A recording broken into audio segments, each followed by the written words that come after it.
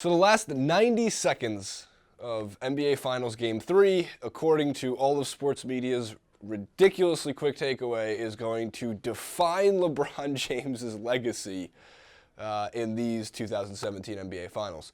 I think what they're forgetting is that, yeah, if the Cavs won that game, the Warriors are still probably going to win the series. Also, now that it's 3-0, and as J.R. Smith tweeted out after the game, or as he allegedly said, it wasn't him, so he may or may not have tweeted out after the game, Cavs in 7, well, you can't be the first team to come back from 3-0 without being down 3-0.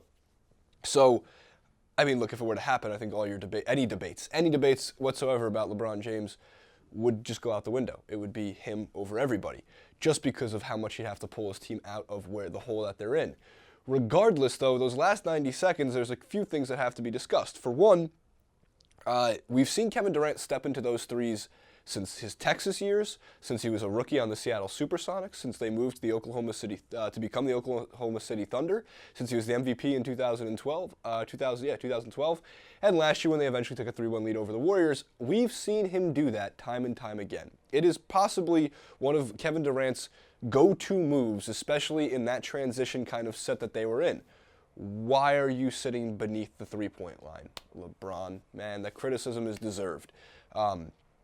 This is Durant, who is shooting above 50% in the finals from three, so by percentage-wise in these finals, he's been the best three-point shooter.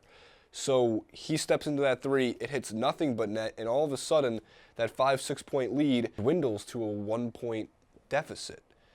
And then, as Jeff Van Gundy says, as Kyrie Irving's bringing the ball up the court, go for a 2-for-1. You should be getting a 2-for-1 here. And for those who don't know, it's pretty much you try to attack the basket, find a shot within like 8 to 11 or 8 to 12 seconds. So it leaves enough time on the game clock that if you miss that shot, you can either get a full 24 seconds and try to play good defense and stop the Warriors from getting the ball, and then you get the ball back with a chance at the game winner. Instead, Kyrie Irving, which in that moment, I get why it would have been fine for Kyrie Irving to get in the ISO set and get to the rim, because the guy was, I think, 12 of 13 in shots made in the paint, and he was hitting... In terms of what Kyrie Irving was making in that game, in those drives to the basket, I've never seen in my entire life watching basketball anybody hit that amount of that high of a difficulty of shots over and over and over and over again. Kobe used to hit insanely difficult shots, but I never that many while attacking the rim and having the Warriors defense close in on you. It was remarkable. So Kyrie taking the step back three, though, was what was interesting, because he hadn't made a three all game. And that would have been the one that mattered the most, but attacked the rim. And then, of course, the other criticism is LeBron passed to Kyle Korver in the corner. It was the right basketball play, as a lot of people have been saying, and it was. LeBron's always been the guy who seems to make the right basketball play. Kyle Korver missed the shot, but in the end, LeBron could have taken it to the hole. He could have tried to get there, get the foul call. I don't think they would have called a foul no matter what. The whistle stopped pretty much within the last minute, after what I thought the whistles were very much in favor of the Cleveland Cavaliers. But the numbers in themselves, LeBron James was, my God, people need to take this way more seriously. He was +7 in the 46 minutes that he played. The Cleveland Cavaliers were up 7 points in the 46 minutes that he played, and when he was off the court for the 2 total minutes, they were -12, I think the number was. -12 for the 2 minutes and 20 seconds the guy rested. So then, of course, there's the comments about, well, he was fatigued. No. You don't get to criticize the NBA and also discuss all the time how LeBron rests during the regular season to save his body for the NBA Finals, for the NBA playoffs, where he plays harder than everybody in the entire league, and then come back and say, no, now he was fatigued. I don't think LeBron was fatigued. I think every single player, 48 minutes into a game, or in LeBron's case, 46 minutes into the game, is tired. But these players live for these moments. They love these moments. A lot of them step up towards the spotlight for these moments. Kyrie Irving did it last season. He did it a couple times during these NBA playoffs, and he did it in Game 3.